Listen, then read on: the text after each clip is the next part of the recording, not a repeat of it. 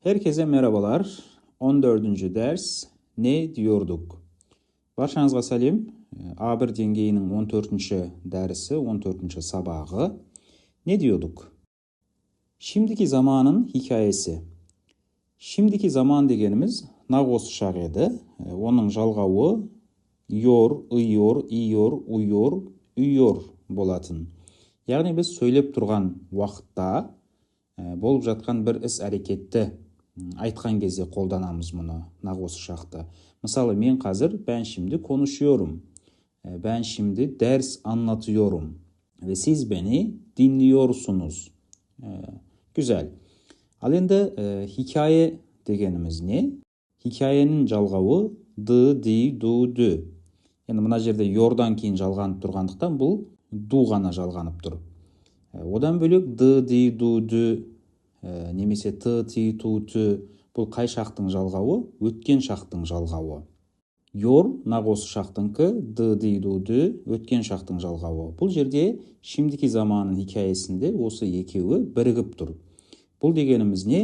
Өткен шақта белгілі бір уақыт аралығында болған бір іс әрекетті айтқан кезде біз осыны қолданамыз. Яғни өткен шақта болған біздің бір дағдымыз, біздің бір әдетіміз жасаған немесе ұзақ уақытқа созылған бір іс әрекетті айтқан кезде осы şimdiki zamanın hikayesi, яғни yordu жалғауын қолданамыз. Мысалы, eskiden küçük şeylerden mutlu oluyorduk. Бұрын біз кішкентай нәрселерге қуанатын едік. Ninem eski kumaşlardan oyuncaklar yapıyordu.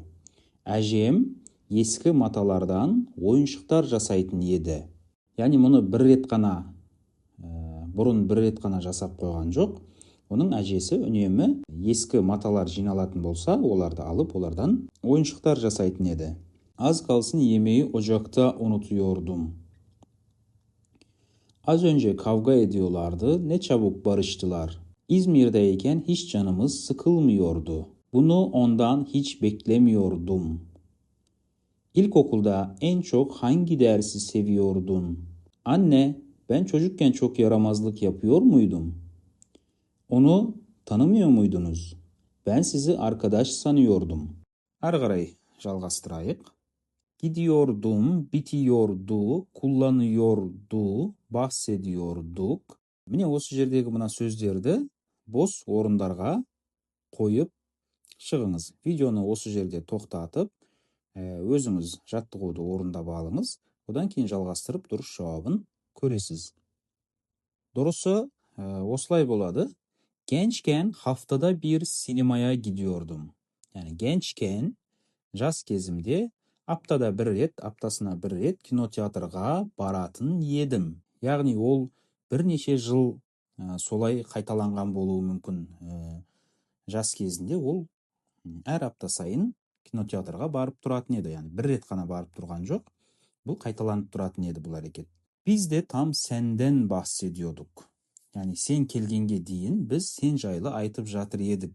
Қанша сағат? Бұл 1 сағат болуы мүмкін, 2 сағат болуы мүмкін, жарты сағат, бірнеше минут болуы мүмкін. Dersi dinlemiyordu. Bu yüzden öğretmen ona kızdı. Bilgisayardan önce insanlar daktilo kullanıyordu. Sen de ondan hoşlanmıyor muydun? Az kalsın otobüsü kaçırıyordum. Orta çağda insanlar birçok hastalığın tedavisini bilmiyordu. Az önce şurada oturmuyor muydu? Nereye gitti? Neredeyse onun yalanına ben de inanıyordum. Masalın sonu nasıl bitiyordu? Міне дұрысы осылай болады. Бұл сөздердің мағыналарын сіздер білесіздер деп ойлаймын. Себебі біз A1 деңгейінің соңына жақындап қалдық. Бірнеше сабақ, бірнеше дәрістен кейін біз A1 деңгейін аяқтаймыз. Тамамлайалым, толықтырайық, аяқтайық. Яғни мына жердегі етістіктерге қай шақтың жалғануы керек, соны жалғап сөйлемді аяқтайсыздар. Біріншісі, ben uyuyordum, hiçbir şey görmedim. Men ұйықтап жатыр едім, еш нәрсе көрмедім. Біріншісі, жаңағы біздің şimdiki zamanın hikayesi, ben uyuyordum, ұйықтап жатыр едім. Яғни ол бірнеше сағатқа sozulатын bir hareket onun uyktab жатқаны. Hiçbir şey görmedim. Hiç nerse görmedim. Oda çok karanlık. Hiçbir şey görmüyorum. Bölme öte karаңғы. Hiç nerse көрмей тұрмын. Бұл söylеп тұрған кезде, yani осы шақта. Ameliyattan önce gözlerim iyi görmüyordu. Ameliyattan önce, yani otadan, operatsiyaдан бұрын көздерім жақсы көрмейтін еді. Görmüyordu, көрмейтін еді. Бұл операция жасатқанға дейінгі бірнеше жыл немесе бірнеше ай оның көзі жақсы көрмеуі мүмкін. Міне, осы кезде қолданамыз, яғни созылмалы өткен шақ. Өткен шақта болған, ұзақ уақытқа созылған, немесе біздің өзіміздің өткен шақта жасаған бір әдетіміз немесе алышқандық деп айтамыз бұны түркше. Дағдымыз туралы айтқан кезде де біз осы şimdiki zaman hikayesini, яғни yordu жалғауын жалғаймыз етістікке. Ал енді қалған 2, 3, 4, 5, 6 жаттығуларды осы 3 шақтың бірін жалғап сіз сөйлемдерді аяқтауыңыз керек. Осы жаттығуларды жасаңыз, видеоны тоқтатып, одан кейін ары қарай жалғастырып дұрыс жауабын көресіз. Бұл сөйлемдердің дұрысы міне осылай болады. Dikkatli ol. Az kalsın vazoyu kırıyordun. Çok sakarsın. Her gün bir tabak kırıyorsun. Нақ осы шақтың жалғауын, яғни yordu, біз дәл қазір сөйлеп тұрған кезде болып жатқан бір іс-әрекет туралы айтқанда, және күн сайын қайталанатын, яғни осы шақта қазіргі кезде күн сайын қайталанатын бір әрекет туралы айтқан кезде де қолданамыз. Мысалы, çok sakarsın, her gün bir tabak kırıyorsun. Yani her gün, күн сайын bir tabақты сындырасың дейді. Bu bardağı hanginiz kırdınız? Geçen yıl tatilde Antalya'ya gittim. Şu otobüs bizim mahalleye kadar gidiyor. Бұл жерде дәл сондай. Мына автобус біздің мөлтек ауданымызға, біздің районға дейін барады. Gidiyor. Yani бұл күн сайын, күніне бірнеше рет барады. Yani сол іс-әрекет күн сайын қайталанады. Biz eskiden bayramlarda köye gidiyorduk. Biz бұрын айт кезінде ауылға баратын едік. Yani әр айт сайын барып тұратын едік. Қазір бармаймыз. Eskiden yemeklerimizi sadece annem pişiriyordu.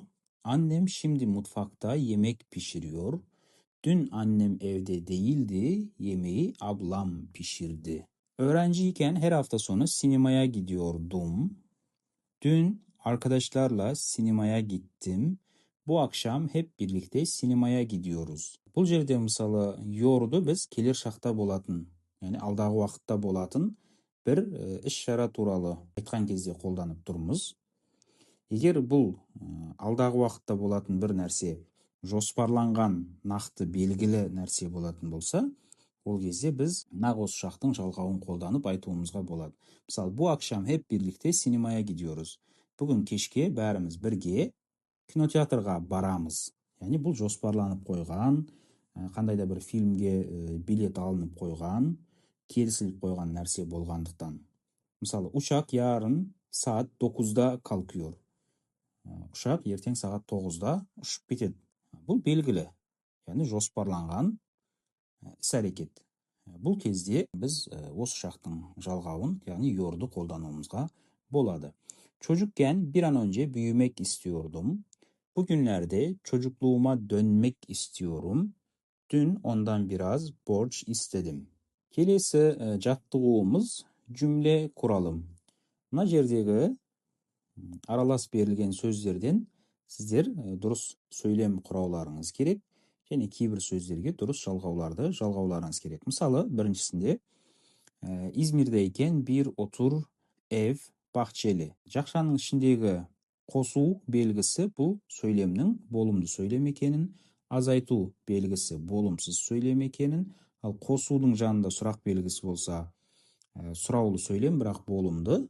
А егер азайту және сұрақ белгісі болса, бұл болымсыз сұраулы сөйлем құруыңыз керектігін білдіреді. İzmir'deyken bahçeli bir evde oturuyorduk. Yemek, dedem, dua et, önce, sonra ve.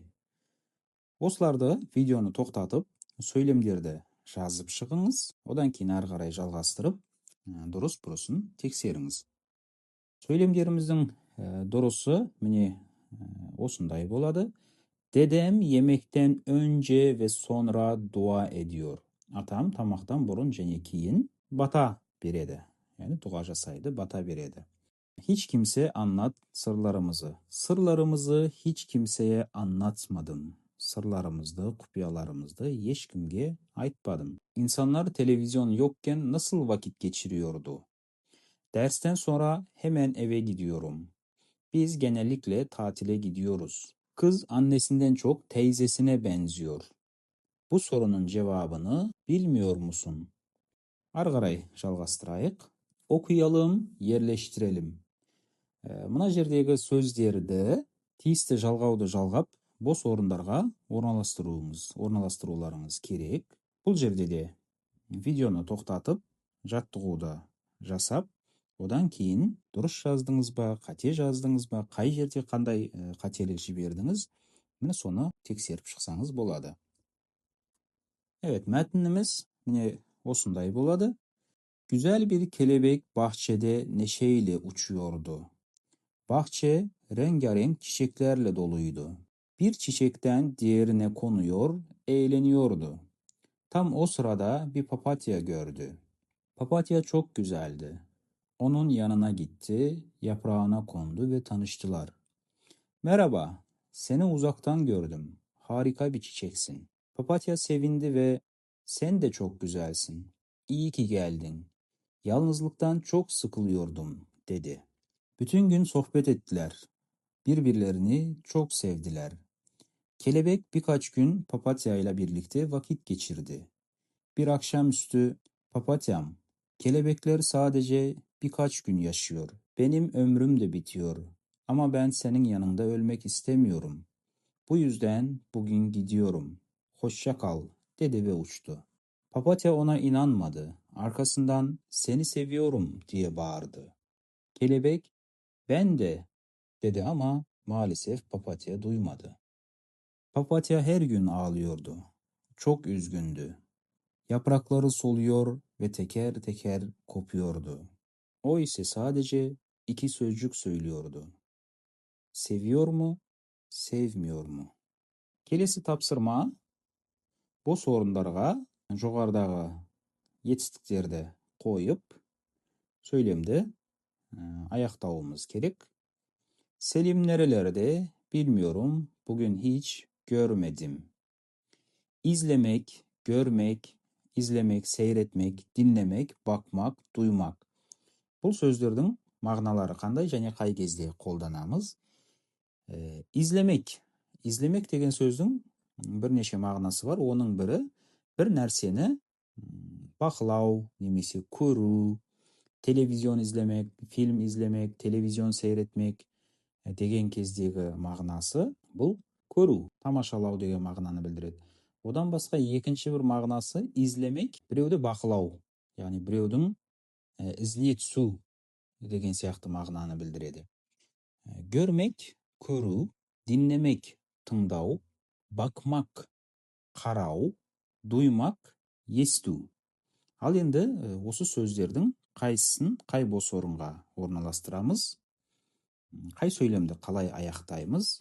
Қане өздеріңіз жасап, одан кейін дұрысын тексеріңіздер. Сөйлемдеріміздің дұрысы осылай болуы керек. Kırmızı kravatım nerede? Bilmiyorum. Elbise dolabına baktın mı? Polis şüphelinin telefonlarını dinledi. Bu şarkıyı az önce dinlemedik mi? Kayıt bürosu burası mı? Hayır, bir üst katta. Beni izleyin lütfen. Dünkü maçı izledin, seyrettin mi? Arkandan bağırdım ama duymadın. Karı koca çalışıyorsunuz. Çocuklara kim bakıyor? Bakmak bir нәрсеге қарау, және бір адамға, біреуге қарау, бағу, қағу деген мағынадағы. Çocuklara kim bakıyor? Aileme ben bakıyorum деген сияқты сөйлемдерде кездесетін болса, бұл жерде балаларға мен қараймын немесе отбасымды мен асыраймын, мен бағамын деген мағыналарды білдіреді. Міне тағы бір сабағымыз осымен аяқталды. Назарларыңызға рахмет, сау болыңыздар.